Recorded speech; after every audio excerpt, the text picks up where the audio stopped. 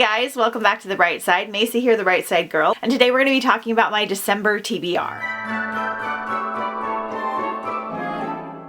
This one's a little bit complicated to make because I am filming it in advance and we have not started Jingle Bellathon yet. So some of these I may read for Jingle Bellathon, which I will link the announcement for up in the cards as well as down below in the description. We will still have a week left in the readathon, so you can still hop in if you want to. It's my winter holiday themed readathon, so I will just kind of be continuing those types of reads into December. I pretty much save December for winter holiday cozy type reads. I read a couple like spooky Christmas books as well. So some of these I may read for the readathon, some I may not, but I figured we'd talk about them together and hopefully this will give you some options for your Christmas TBR as well. First up is No Better Than Beast. So this is supposed to be a dark and captivating new take on the beloved Nutcracker story. It is a standalone fantasy filled with Russian folklore. The Gogodon siblings have suffered much to fight for their place in the Zabratsian society. Immigrants from the cursed neighboring kingdom of Kolznechia, hopefully I'm pronouncing these words right, but no promises. They spent their childhood on the streets and in the workhouses until Vedrir, the eldest, lifted from poverty with the help of a wealthy patron. Now 19, Nabik is a conflicted soldier forever in the shadow of his older brother. Vedrir has been appointed governor, ruling and grasping for power with an iron fist. And Drachny, their little sister, is a dancer who dreams of peace and comfort. Together they are as broken and as divided as the land they once call home. So this has like a heavy sibling element. It's a fantasy element as well. I'm not sure if there's magic or anything in here,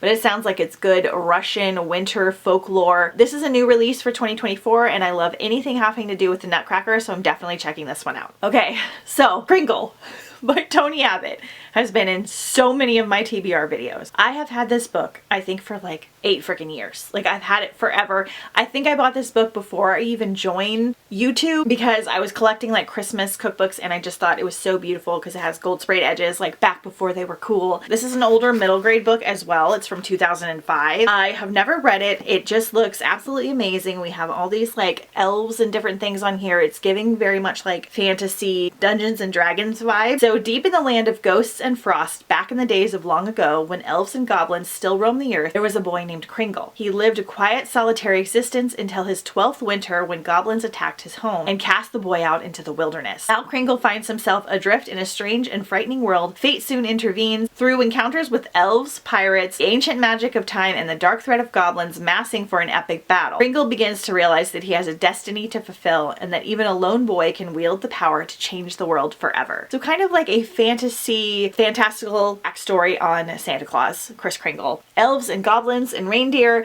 and it just sounds incredibly magical. I've been wanting to read it for so long. This does not have an audio, so I'll be physically reading it. Really hoping I get to this one soon. Next up is The Christmas Clash by Susan Park. This is a YA holiday rom-com. Chloe Kwan can't stand Peter Lee, and it's always been that way. Their families don't get along either. Their parents operate rival restaurants in the Riverwood Mall food court. Korean food for the Kwans and Chinese food for the Lees. Now it's the holiday season and Chloe is the photographer for the mall's Santa Land, and Peter works at the virtual reality North Pole experience right across the atrium, and it's all they can do to avoid each other. So we have like an enemies to lovers kind of fun holiday rom-com. I've been wanting to read this one for like a year or two as well. I read another book from this author for Hikeathon this year that I didn't love, so hopefully I like this one a little more. Meet Me Under the Mistletoe by Jenny Bayliss. So The 12 Dates of Christmas by Jenny Bayliss is one of my all-time favorite holiday books now. I have an all-time favorite holiday books video coming out in just a couple days, so stay tuned for that. I haven't read another one from her yet, so I thought that this was a good one. I think she writes a new one almost every year. So this one is a city bookshop owner heads to the English countryside for a holiday reunion only to face her childhood enemy. Eleanor Noel, Nori for short, is quite content running her secondhand bookshop in London, forever torn between her working class upbringing and her classmates' extravagant lifestyle at the posh private school she attended on scholarship. Nori has finally figured out how to keep both at an equal distance. So when two of her eldest friends invite their whole gang to spend the time leading up to their wedding together at the castle near their old school, Nori must prepare herself for an emotionally complicated few days. So it sounds like we have enemies to lovers, we've got a London bookshop, we have a castle, we've got all kinds of cozy vibes. She does really excellent like cozy Christmas vibes. So this is an adult holiday rom-com. Her last book I read was not spicy at all, so just keep that in mind.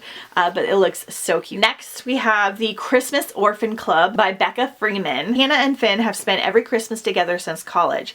Neither has anywhere else to go. Hannah's parents have died and Finn's disowned him when he came out. Their tradition of an offbeat holiday adventure only grows more outrageous with time when the pair starts their adult lives in New York City. They add stylish Priya and mysterious Theo to the group, solidifying a found family and the sense of belonging they've always craved. So this sounds like a bunch of people that don't really have anywhere to spend Christmas kind of get together and celebrate Christmas together, and it sounds very cute and charming, and I can't wait to read it. Next, we have The Nightmare Before Christmas by Sarah Rosh. I debated on reading this one for Halloween, but I decided to save it for Christmas because it kind of blends the two. Another holiday new release. I think this one is adult, but I'm not sure. So we have Nicholas Cole Claus used to love Christmas until his father, the reigning Santa, turned the holiday into a PR facade. Cole will do anything to escape the spectacle, including getting tangled in a drunken, supremely hot makeout session with a beautiful man behind a seedy bar one night. But the heir to Christmas is soon commanded to do his duty. He will marry his best friend, Iris, the Easter princess, and his brother's not-so-secret crush, a situation with disaster written all over it. Things go from bad to worse when a rival arrives to challenge Cole for the prince's hand, and Cole comes face to face with his mysterious behind-the-bar hottie,